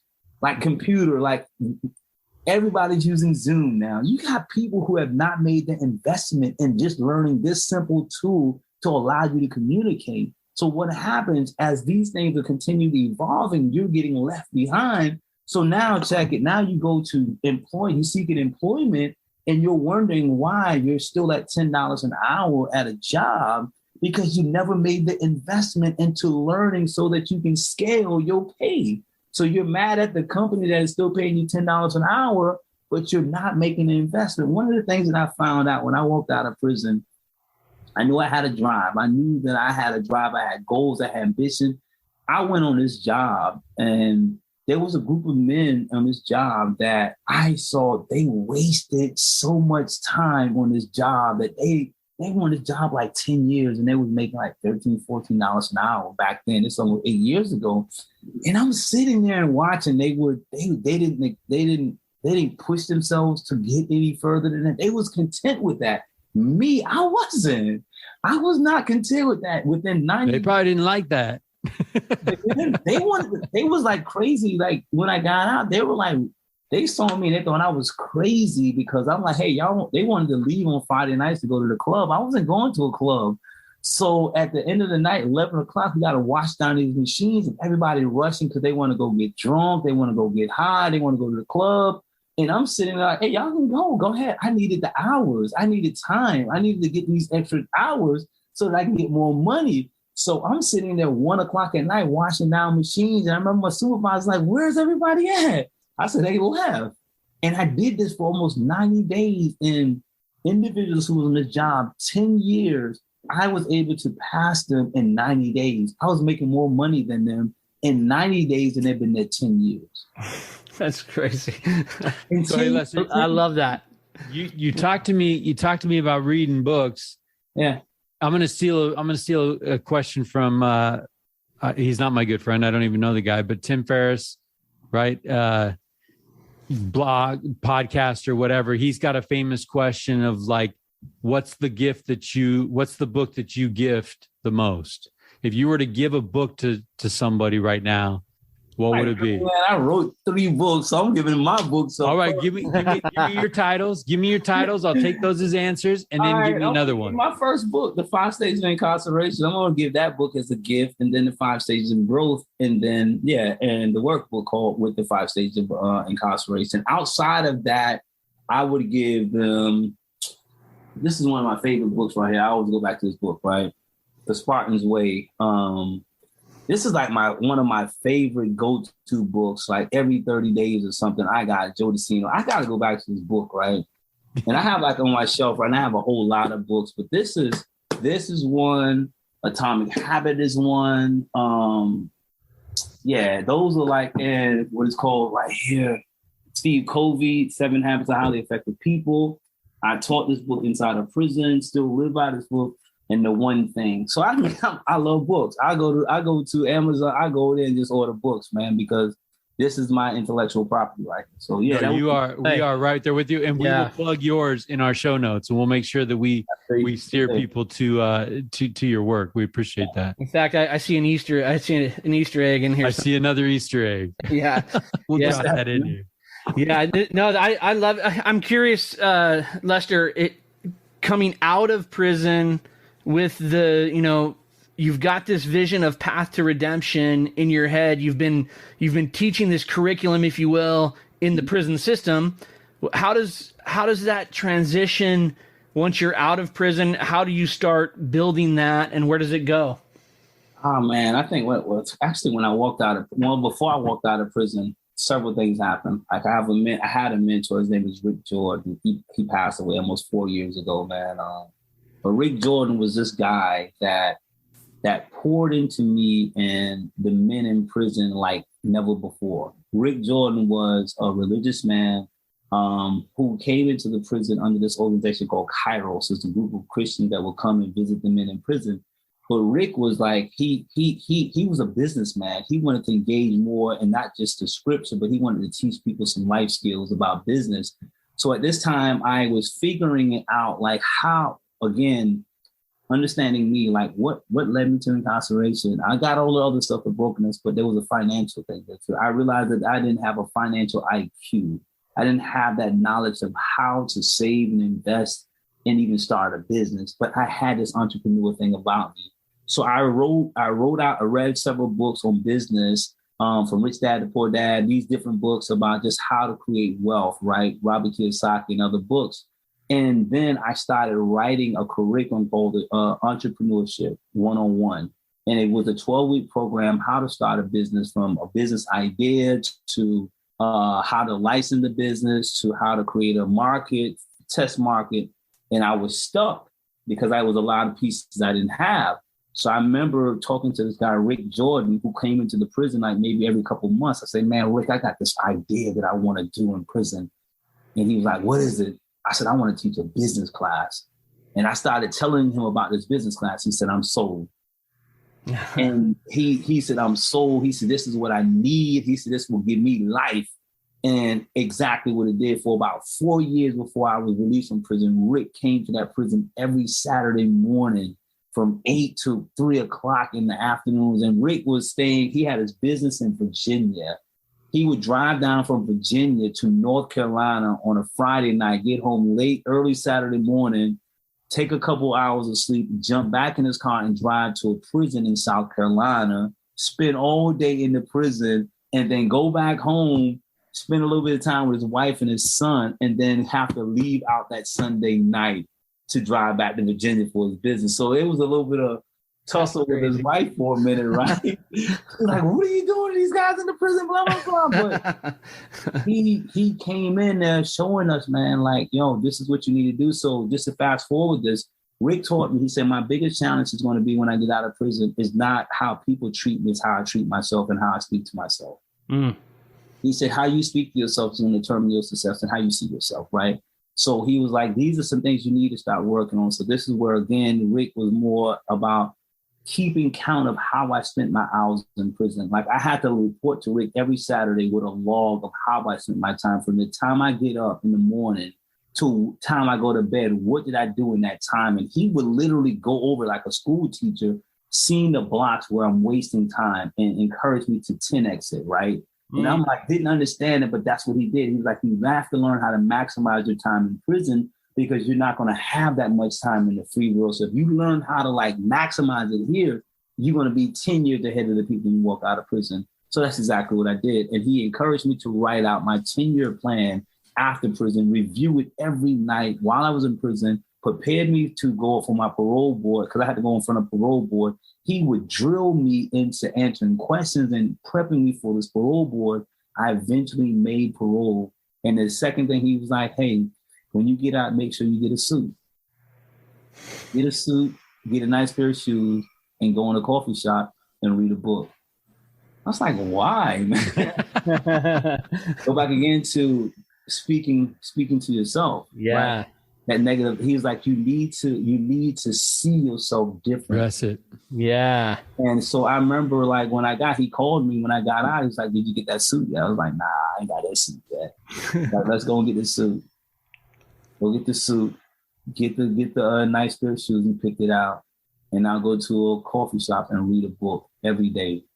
So that he said, people will never know your story unless you tell them your story. But if you look successful, people will treat you at that level of success and give you the confidence you need. So with that continued to build on as I re-enter back into society. With already the plan in place, I just continued to activate it. I started positioning myself within a month out of prison. I was knocking on the Department of Juvenile Justice door with a plan because Rick, he had me write out Path of Redemption entire business model. I had it already. I had a model for adult prison. I had a model written for the juvenile facility. I had all of these things written. I had them on thumb drives. When I walked out of prison, he downloaded all of my classes on a thumb drive. So a lot of the stuff that I share now, I'm recycling because for 10 years, I already had it planned out, right? I love it. So I have a disc with all of the classes on it. So I may go in like a PowerPoint. I may go in and change a few things to fit this situation. The book that I wrote the book 10 years ago, right?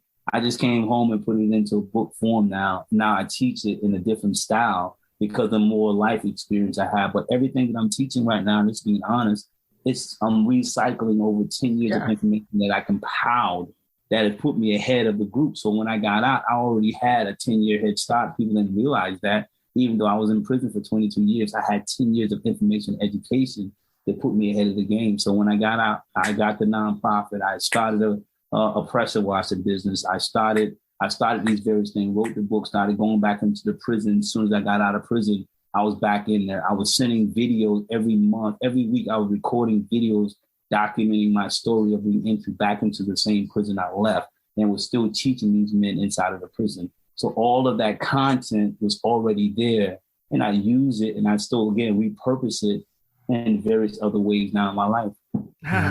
Man. Can I ask? I'm curious. Now you're teaching this curriculum. I'm wondering, for those that are participating in what you're teaching, right?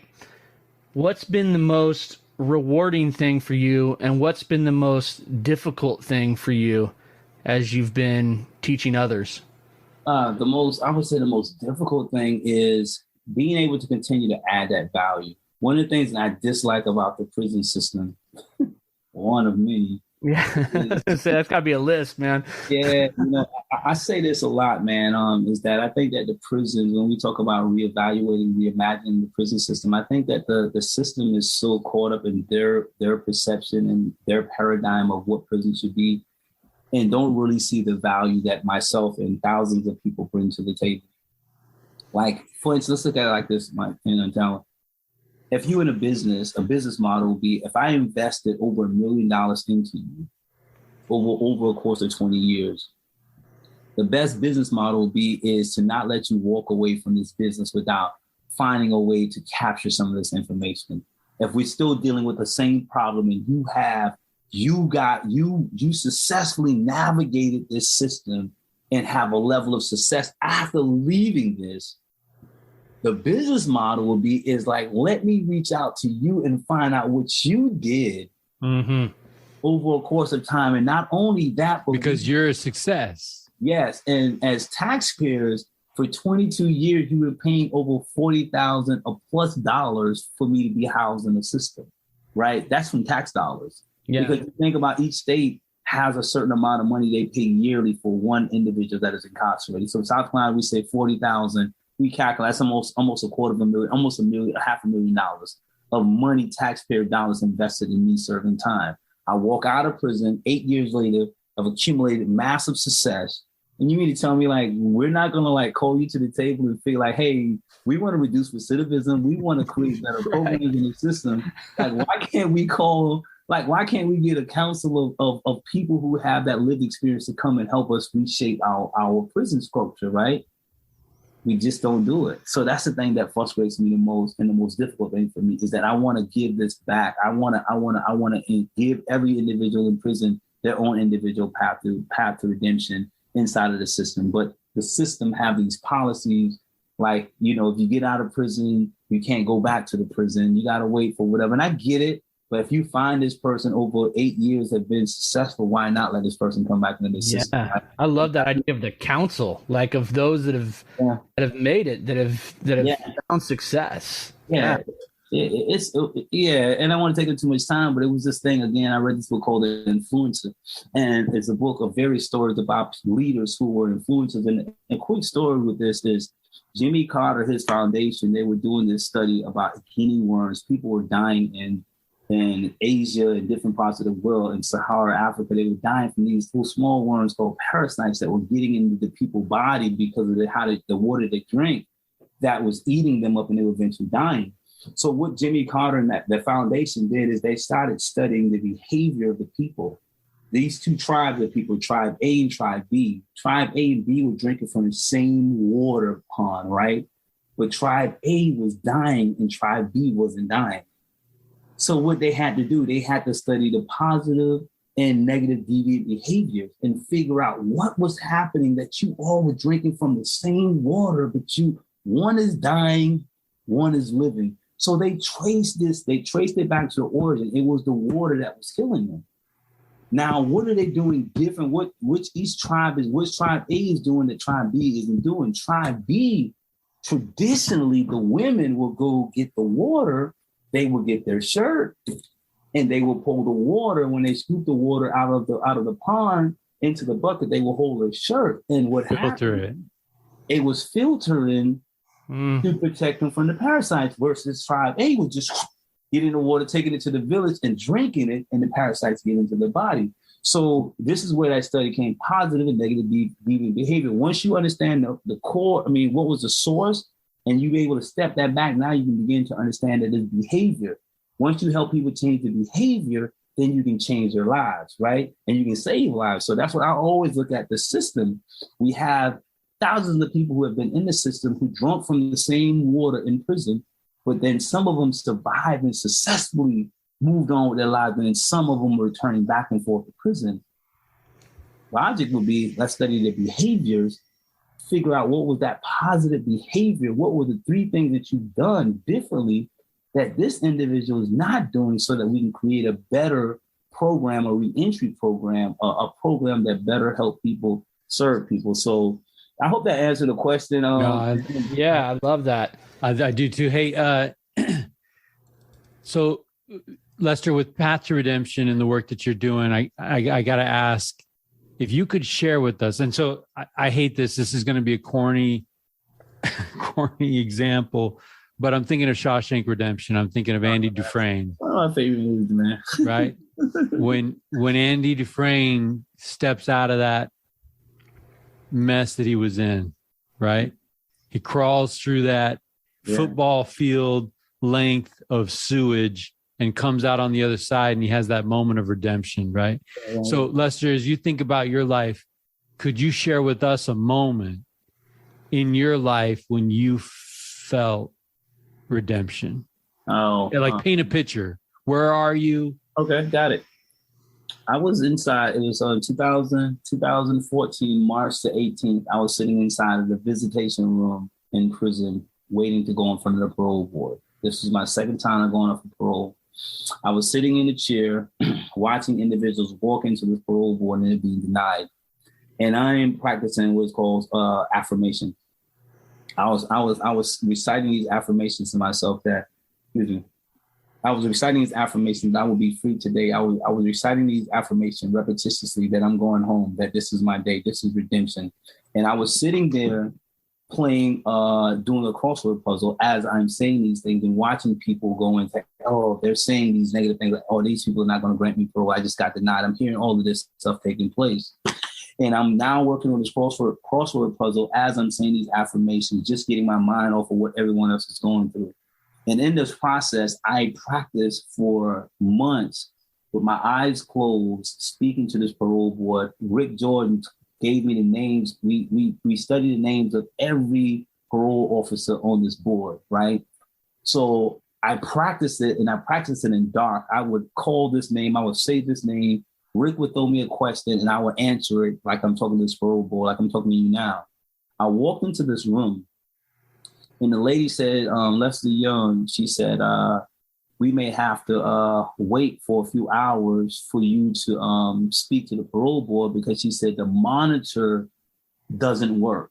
Follow me for a minute. She said the monitor doesn't work, meaning that you cannot see them, but they can see you. I said, what? She said, they can see you, but you cannot see them. So I had my dad with me, my uncle with me, my attorney with me, and a friend with me, right? So they was like, what you want to do? I said, man, I'm going home today. And they was like, what do you mean? I said, I'm going home today. I said, let's go. I walked into that room, and mind you, this is how I practiced it for over 6 to 8. I practiced with my eyes closed. So as I'm hearing them speak and say, Lester Young, could you tell me who you are? Why should we grant you parole? It became a natural thing for me to say. I was not I saw it like that's how I envisioned it. So it was an easy flow for me. And my dad, I remember my dad looking at me like, who the hell is this boy right here? Because my dad never saw me in that mold. And I walked out of that room. I walked out of the room and I said, Dad, I'm going home today. I said, it's over with. I said, it's over with, Dad. He's like, we'll see, son. So I went and sat back down. That's all I kept saying. I said, it's over with. It's over with. And this lady walked out of the door, maybe about 3 minutes after me walking out. And she walked out and she looked around. She said, Lester Young, you've been granted parole. Man. That was my day of redemption. And hearing my father, like for 22 years, finally was able to, my son coming home. Oh. That was redemption for me. Oh my gosh. I love that. Just like you practiced it. That's why I believe in the power of visualization. I tell you what, You telling that story, I felt like I was there, man. Oh, man. Bro, I was sitting in there. That's how I did it. So that's why I said that was an easy answer for me, because that was my moment of redemption. I had some great experiences, but to finally like run to the end zone and spike the football and said it's over with.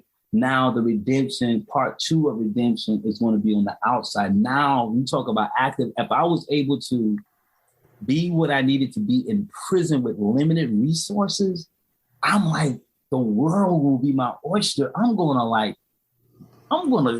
maximize this, my second chance. And that's what I've done for the last 8 years. Yeah. So I'm able to do these things on this high level where I'm at now because I practice it for all these years. So, hey, you talked about your dad coming in and dropping nuggets every once along the way. Is any particular memory resonate with you in one of those visits? Well, my dad was he practiced the Christian faith, and his thing was Psalms 23. That was your Lord, our Lord is our shepherd. That's my go-to with my dad. Like, he will always tell me, you walk through the valley of the shadow of death, you fear no evil. My rod and my staff will comfort you. And he always said that your prison is your valley, son. The Lord is your staff and your rod, it will comfort you. You're in the valley of darkness right now, but you have 2 things that will comfort you in this. And your cup will overflow, and that's what he always emphasized with me. So that was my valley. I was in the valley of darkness, but I feared no evil because the Lord, his staff is with me. And my cup will overflow, and that's what my cup will overflow. Yeah, and that's where we are right now. And you're looking around, and you got no evidence of that. Yeah, right. I mean, you're in prison, and you're hearing your dad say that, and you have no evidence of that, and you're holding on to the faith. You're in the valley. You're going to walk through it. The Lord's going to be your staff. My cup is going to overflow. Mm-hmm. Thanks, Pops. Yeah, I love that. He told me, and I shared this one. He always said, your gift will make room for you and place you amongst mighty people. He said, as long as once you find your gift will make room for you and place you in mighty people. So every time I'm traveling, and I remember my first time I was in Washington, D.C., maybe a couple years after prison. I was in Washington, D.C. at the White House and walking through the halls in Congress and Senate. And I was talking to our state representatives about prison reform and Pell Grant to be reinstated for those that are currently in prison. And I was in the South Carolina Senator's office, Tim Scott's office. And I remember like watching Tim Scott, who was the South Carolina state senator. I remember watching this man on TV. I remember looking at Washington, D.C. from my prison cell, watching people walk around and stuff like that. And I remember when I was in that office, when Tim Scott's aide was talking and different individuals talking, I remember texting my dad, and I was like, Dad, you told me that my gift will put me in the room with mighty people. It will make room for me. And I remember texting him that because that was the moment I felt like, who would ever think or thought that me, a 7th grade, reading at a 7th grade level of education, kicked out of high school, for selling drugs, went to prison for life. Here I'm at a high office in our country, sharing my story, and it's being received about why they should give people in prison an education. That to me was a true definition of the scripture that your gift will make room for you, and place you in the rooms of mighty people. And to this very day, I'm always in awe. And I think about my dad and one of my friends who shared that scripture with me to this day. Talk to me about how you honor your mom and your dad today. I honor, both of my parents have passed away now, right? So my dad died about 2 years ago, and I honor them now. I got a better sense of like my role as a son, and having those 7 years of me spending time with my father after prison. In prison, I realized that I'm named after my father. And there's nothing greater to be able to have the name of your father and carry that name on, right? So I honored and respected that name and understand that my role as a son after I got out of prison was to be there for my dad. You know what I'm saying? So even like when I purchased my first house out of prison, I purchased a 4-bedroom house. Didn't need it, but I purchased it because I always said if my dad would ever get sick, and he needed me, I will literally pick him and bring him to where I stay, and I will take care of my father for the rest of his life. Because I understood that role of the son is that I have to honor my father. So I honor my father now by carrying on his legacy, like doing the things that we talked about all these years, like knowing that my name is attached to him for the rest of my, until whenever, even when I transition out of this world, Lester Young and Lester Young Sr. is a name that will be etched in my family tree, will be something that our family will understand. So I do that by honoring him and my mom's, my mom's been gone almost 30 years. And it's just really just taking the time, like right now I have a 6-year-old daughter, and she doesn't understand that she had also, where's her grandmother, she's had opportunity to spend time with her granddad, but just taking that time to just share those experiences and lessons with her. And one of the things that we're doing right now, one of the things that my dad, my mother, and my grandmother always taught me is gardening, like growing your own tomatoes and stuff like that. So this summer right here, me and my daughter, that's one of the things that I'm going to do with her. And we went shopping yesterday for the seeds and stuff that we're going to start planting. And I was telling her that this is what her granddad and her grandmother taught me. So that's one of the ways that I'm honoring them, by sharing with my daughter the experiences and the lessons that they taught me. Oh, we can go hours on that planting seeds thing, right? You're baiting me now. What's your daughter's name, Lester? Kalia Ayana Yami Precious Life. All right. Who else would you like to honor in this space, Lester? I mean, you've mentioned chaplains. You've mentioned Rick. The world needs some more Rick Jordans. Come on now. The world needs a lot of Chaplain Patokas. Chaplain Patokas is one of the persons that I have him actually in my book. He's one of the chaplains that really believed in me, poured in me. He was that person that really taught me about love. Because me and my dad, for a long time, the word "love you, son," or "love you, dad" was a very hard thing for us. We didn't say this, but Chaplain Patoka, he was a man that taught me love. He looked at me one day in prison. He said, "I love you, Lester." And I was like, "What the hell's up with you?" That was like, you know what I'm saying? Like, what you got going on, man? But he was a person that really expressed himself, and he used to say that a lot, like, "Lester, I love you," and I used to shy away from that, like, because I didn't understand that language. Like, why are you telling me you love me, man? Like, what's up with you? But over a course of time, he showed me that love is something that when you love a person, you appreciate a person, you tell them that. So I started getting comfortable now hearing someone else tell me they love me. And then as my father got older and his wisdom started, he started like saying, "Son, I love you." So it made it more easier for me to now understand I love you. So that people I love, I tell them I love you. You know what I'm saying? That was something I struggled with early on, but learning from Chaplain Matoka how to love and tell people you love them was powerful. And most importantly, lastly, man, my wife was a woman, and this is a whole nother story for a whole nother time. And we don't have enough time on this podcast, but my wife. We can bring you back. We can bring you back in a snap of a finger. We'll leave it here. My wife was a woman. My wife is the person that helped me build where I'm at today outside of my mentors. My wife met me when I was serving life in prison. I was maybe 7 years out from being even eligible for parole.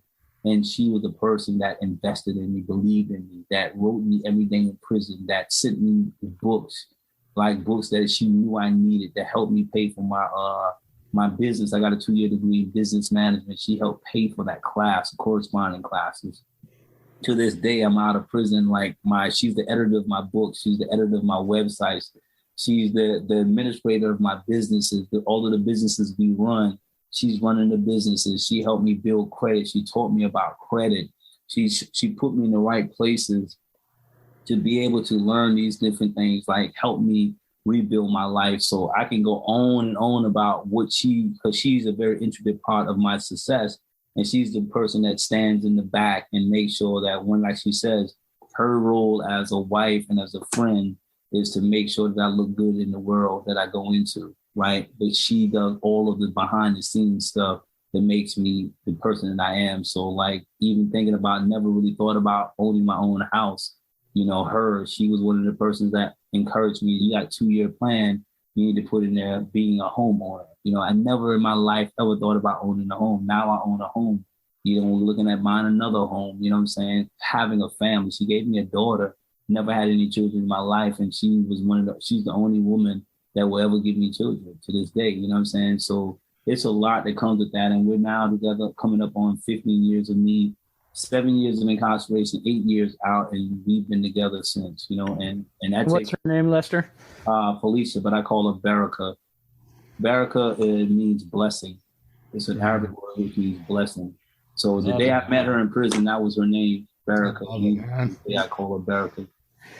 Lester, what gives you hope these days? Knowing that, I came out of some of the most trying times, man. I believe in the human spirit of resilience. I believe that there's nothing that a human being can't overcome. And it's all about you changing your mindset and your behavior choices. And when you change those two things, there's nothing that you can't overcome. There's no limitation of what you can do and what you can become if you do these two things. Like I mentioned earlier, change those harmful habits that you just wasting time. Learn how to turn those harmful habits into productive habits one step at a time. There's no limitation of what you can do. Like I was in this group today talking to a group of young people, and one of the individuals said he wanted to be a millionaire. Right by the time he's 30, he's now 17. And I was like, why not? Why can't you be a millionaire?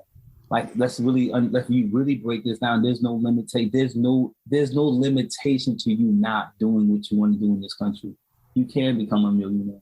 So it's the human resilience, but you have to change your mindset and these harmful habits to put you in a position to become a millionaire. That means changing your environment, changing your peers, changing your morning routine, changing what you listen to, what you read, and what you say to yourself every day.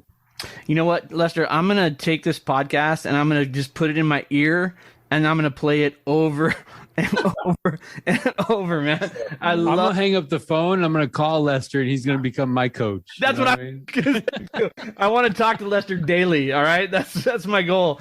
So it's a blessing, man. It's a blessing. I gotta say that, this has been special, Lester. Amen. And I, my family laughs at me because every time I get together with this guy named Tyler Gould and we call somebody in on the podcast, I walk out like best episode ever. Right. But no offense to the 103 or 4 episodes before you, Lester, you've laid it down and it is brilliant. Thank you. And brother. it really is. It is something that you could put in your ear every day and get to be the person that God needs you to be. Yeah. Right. And it's not about the $1 million. I mean, it is the show is called Richest Men in Town, but the idea is to activate those things that are straight up dormant in your life right now. Exactly. Malcolm X said in one of his quotes, he says, reading awakened him from a dormant state to be mentally alive. I remember I said that every day. I mean, I was in a dormant state where reading awakened me. And that's what a lot of people in our society is in a dormant state where they just here living, What I would even say that it's forced dormancy. Like there are some subtle things at play keeping us dormant. Yeah, absolutely. Keeping us sleeping. I love when Malcolm X comes out of prison and they're like, man, where'd you go to school? You've got some vocabulary. He's like, prison. Yeah, that's right. Like, what was your university? My university was books. Yeah. Right? He was the person that inspired me. Like, you think about the list of, he was one of those individuals that showed me that it was possible to transform your life in prison. Yeah.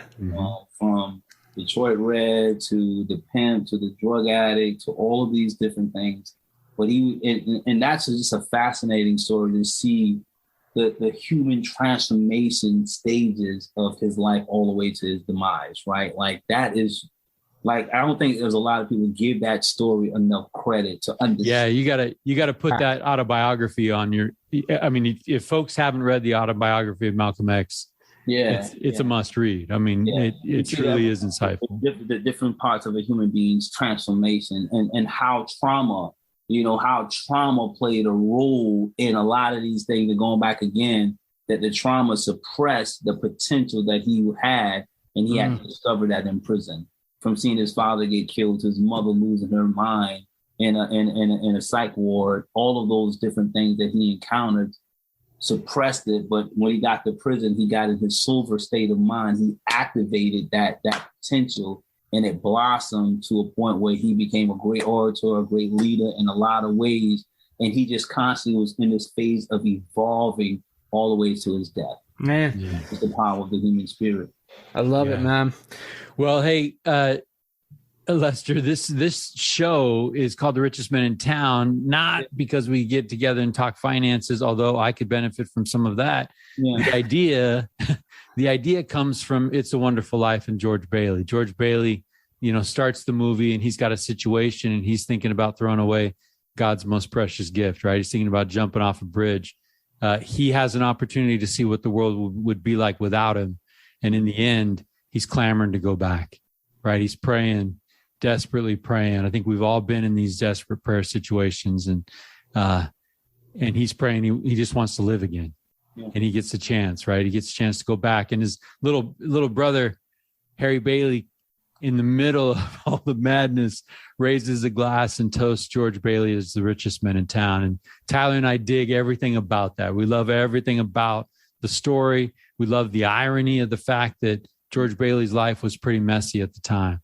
And this podcast adventure for us has been about figuring out how we can be better, how we can be our best selves. And I truly appreciate the way you showed up tonight to help us do that. But we've got a job to do, right? We wrap up every episode with this question. Lester, are you ready? Yeah, I'm good. All right.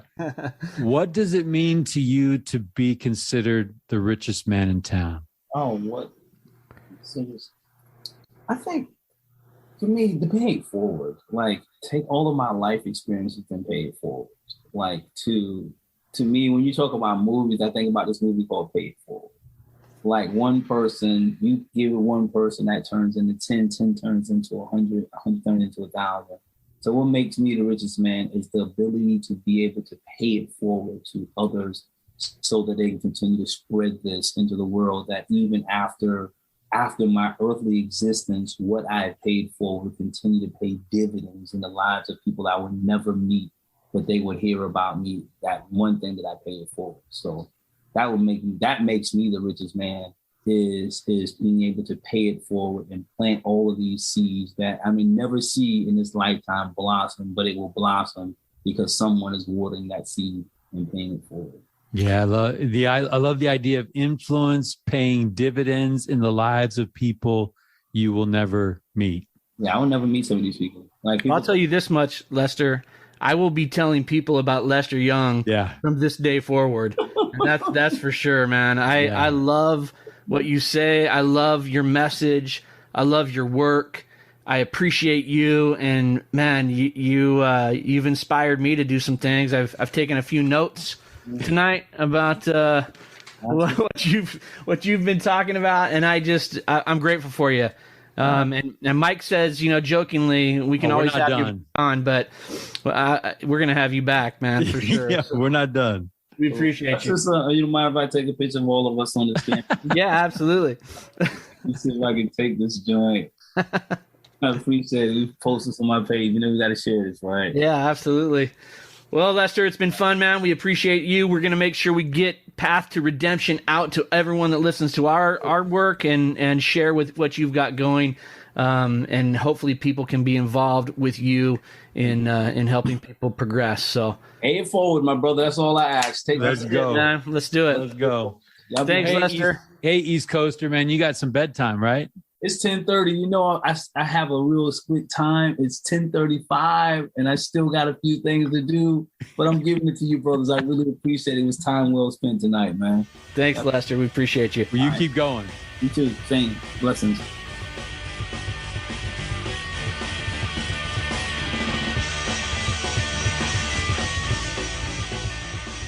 Good idea, Ernie. A toast to my big brother George, the richest man in town.